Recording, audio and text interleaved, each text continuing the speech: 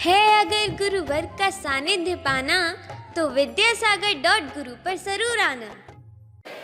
आचार्य गुरुवर श्री ज्ञान सागर मुनि महाराज की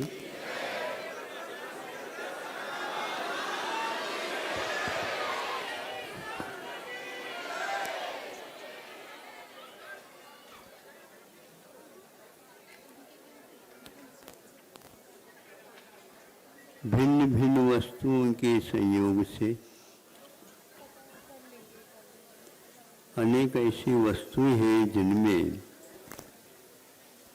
बहुत बड़ा परिवर्तन आ जाता है। इसको सिद्धांत या न्याय के ग्रंथों में नैमित्तिक पर्याय बोलते हैं। निमित्त के कारण इस प्रकार दूसरी वस्तु में परिणमन होते। एक छोटा सा लेख पढ़ा था, उसमें लिखा हुआ था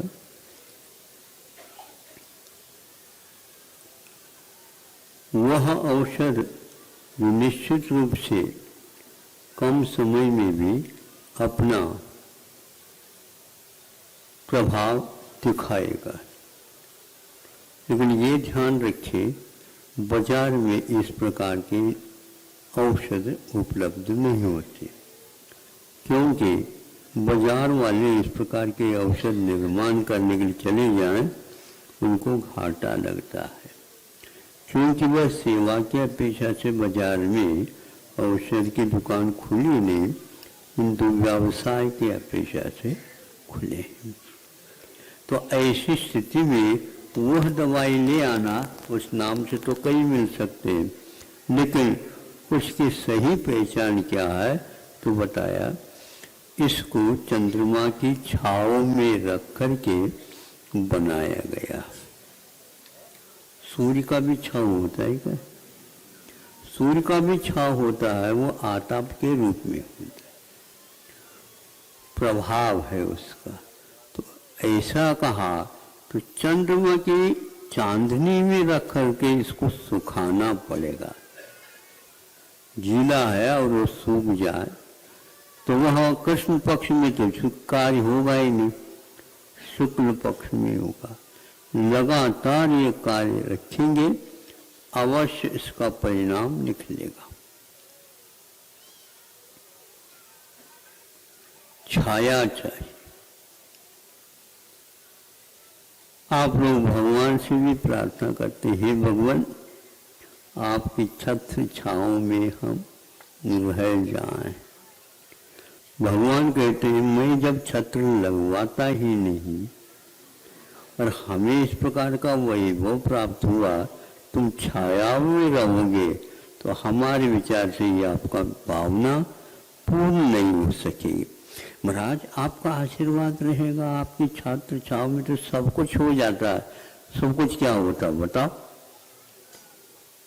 छत्र यदि हमारी छाव में पड़ रहा है तो वहां सोने का हो जाए, हो तो सकता है महाराज, हो भी जाए, लेकिन उस औषध में यदि चांदनी की छाव नहीं मिलती है तो वो काम में नहीं आएगी।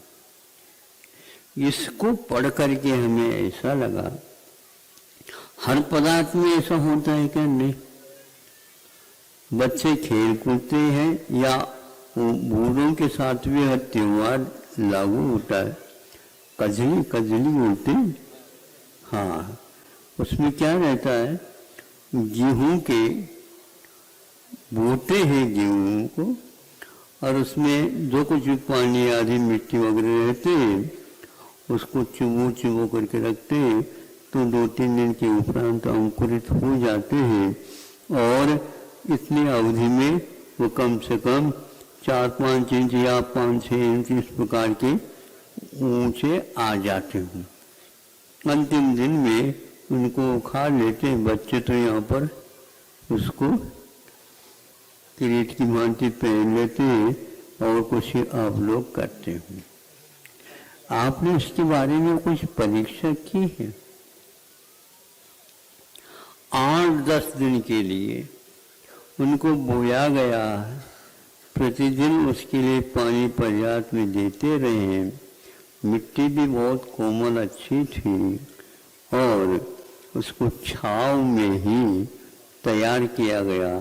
आपके सामने सामने बोया और आपके सामने सामने ही वह कजली आपका आकर के सामने खड़ी। मैं पूछना चाहता हूँ, उस कजली के जो पौधे के रंग कौन सा है? जल्दी सोच करके बोलिए। हरा होता है।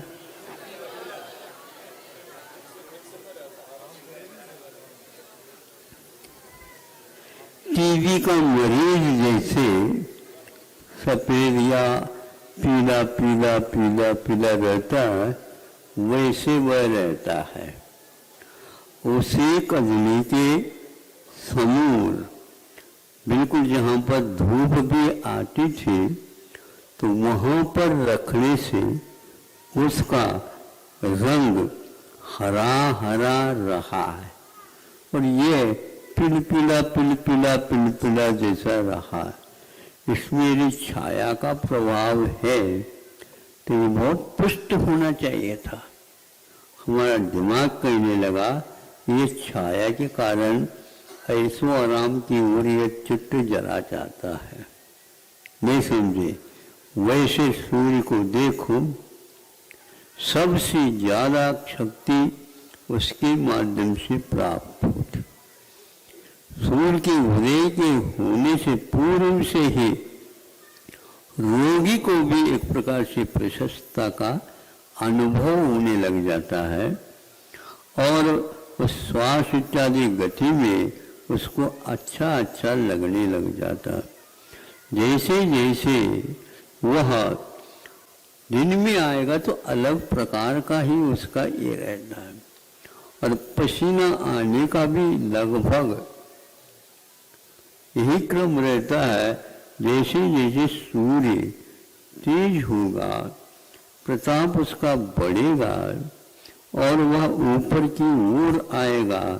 जब सूर्य की छाया आपके ऊपर पड़ेगी, उस समय योग का अध्ययन हो जाता है। इसलिए 12 बजे सामायिक के लिए कहा है। आप लोग भी करते होंगे, किंतु निद्रा देवी की कृपा आपके ऊपर उस समय ज्यादा होती। 12 बजे तो वो भी नहीं, क्योंकि उस समय हमें अप्रमत्त रहना आवश्यक है। तो उस समय ये पसीना आ जाता है, सीना हल्का हो जाता है और आपके पास तराई आ जाती। सिर जिसको बोलते हैं, उसके निकलने से बहुत बड़े काम हो जाते हैं। सूर्य के पास ऐसी क्षमता विद्यमान है, वह बीज को भी एक प्रकार से पुष्ट बना करके वह आपके साथ प्रस्तुत करता है। तो उसमें कोई भी जीव जंतु कुछ अवधि तक उत्पन्न नहीं होते और उसका आटा अमर्यादित नहीं होता। किंतु ये ध्यान रखना, उसका यह परिणाम क्यों निकला ऐसा? इसलिए निकला कि ताप आवश्यक है। ताप आवश्यक है। ताप के बिना भगवान के भीतर जो सोई हुई शक्ति थी वह बाहर नहीं आ पाए। रत्नत्रय से मुक्ति होती है ऐसी सबकी धारणा तो है, अब मेरी भी धारणा है, लेकिन मेरी धारणा थोड़ी सी आगे की भी आपकी मैं पूछना चाहता हूँ। है नहीं? सम्य दर्शन ज्ञान चारित्राणि मोक्ष मार्ग हमें बोलते नहीं समझे? बिल्कुल तत्वार्थ तो होना चाहिए, तत्व तो होना चाहिए, सिद्धांत तो होना चाहिए, ज्ञान भी होना चाहिए, आचरण भी होना चाहिए। इसलिए के द्वारा सब हो जाएगा। नहीं, जब तक तप की आराधना नहीं होगी, अब कितने भी कर लो वह आनंद आएगा ही नहीं। तो अन्य समय में आप लोगों को अन्य कार्य करने पड़ते। सामायिक में सामायिक चारित्र जो कि तप के रूप में जब वो परिवर्तित हो जाता है तभी उसे केवल ज्ञान होगा, नहीं है तो सर्वाचित तक भले पहुंचाओ, मुक्ति नहीं होगी। आपको क्या चाहिए? हा? कब चाहिए? जल्दी जल्दी हो, जल्दी जल्दी हो तो रत्नत्रय को तप के पास ले आओ। तप का काल परम अनिवार्य है, उसमें जो क्षमता है, ऊर्जा है, अन्य किसी के पास से नहीं। कि मान लो वस्तु तिनका है, नहीं समझे, वो तिनका है, बिल्कुल ठीक है, कठोर भी है, सब कुछ है, वो रखा है सामने, और उसके ऊपर सूर्य का प्रकाश भी पड़ रहा है, आलोक भी पड़ रहा है। तो जब उसके बीच में एक काज ले आते हैं जो उसमें एक विशेष शक्ति रहती है, उसको एंगल के साथ उसके ऊपर छोड़ दो प्रकाश को, तो 10 सेकंड में उसमें आग लग जाती है ना, लेंस के कारण। वह किरणें सारे एक स्थान पर आ जाते हैं, तो उसके नीचे अपने आप ही धुआं उठने लग जाता। वैसे सूर्य प्रकाश से धुआं नहीं उठ सकता। इसी प्रकार रत्नत्रय के पास रह लो तो अपने भीतर ध्यान की धुआं उठेगी नहीं। इसलिए छत्र छाव की बात अब बंद कर।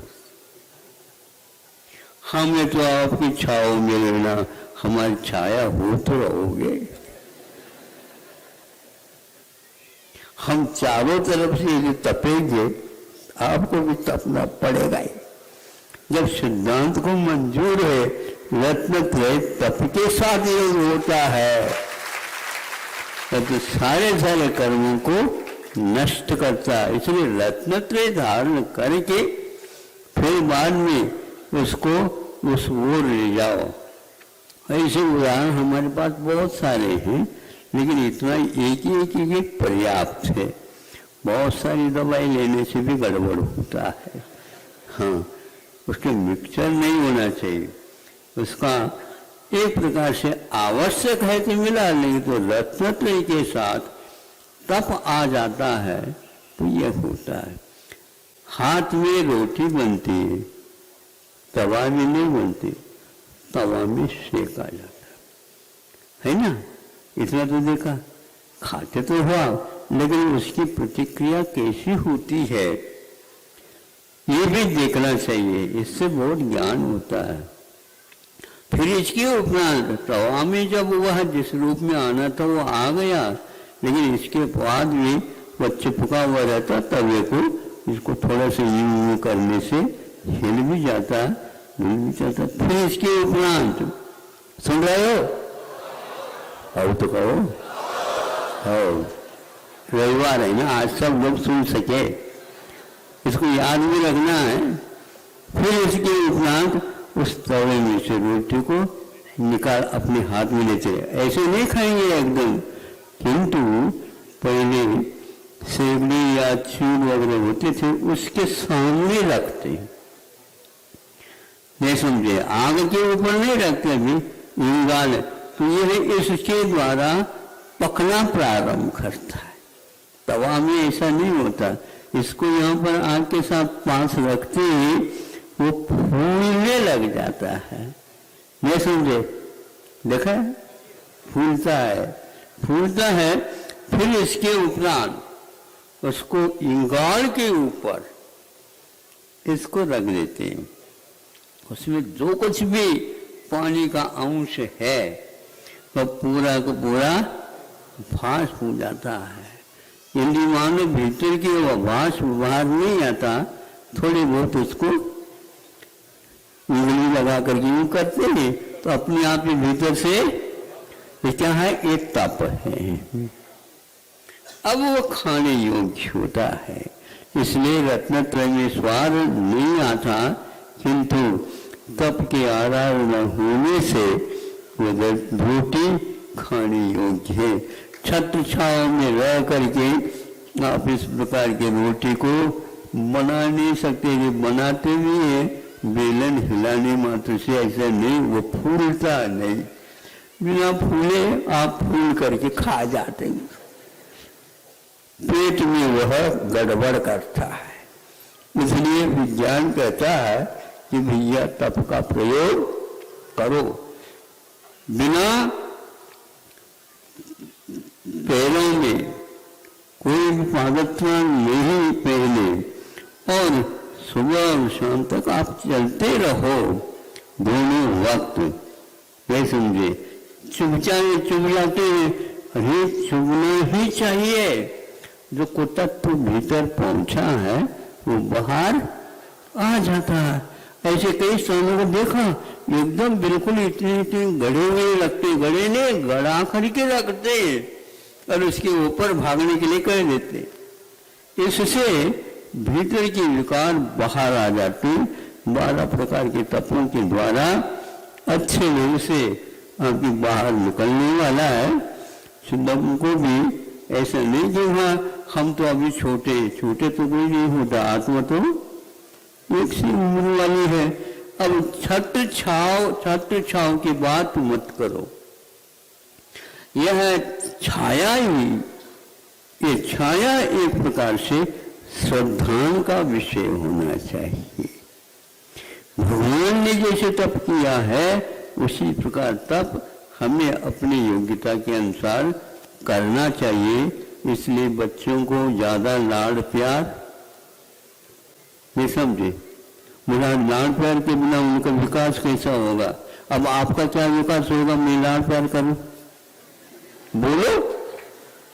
ऐसे नहीं, लाड़ प्यार करने से ही विकास रुकता है, ऐसा जो शुद्धान करता है उसी को मैं समझता हूं। ये वक्तव्य का आशय समझ में आ गया, समय हमारा पूर्ण हो गया। रविवार हो या शनिवार हो या कुछ भी हो, क्योंकि हम रविवार के दिन यदि प्रोटीन देते तो उसी दिन दे, लेकिन यहाँ की खुराक अलग है, नहीं समझे, इसलिए प्रतिदिन देना पड़ता है। इसलिए हम इसको रविवार मान करके ही वक्तव्य दे देते हैं और आप लोगों को भी कहते हैं ये रविवार समझ करके ही कर लेना। ज्यादा भीड़ आ जाती है तो समझते हैं रविवार है, लेकिन आज भीड़ रहती है तो इसमें प्रतिदिन रविवार मना लो, कोई मना करता है क्या। यदि आप लोगों को फुर्सत होती है तो उतना 10-15 मिनट बहुत हो जाता है। अहिंसा परमो धर्म।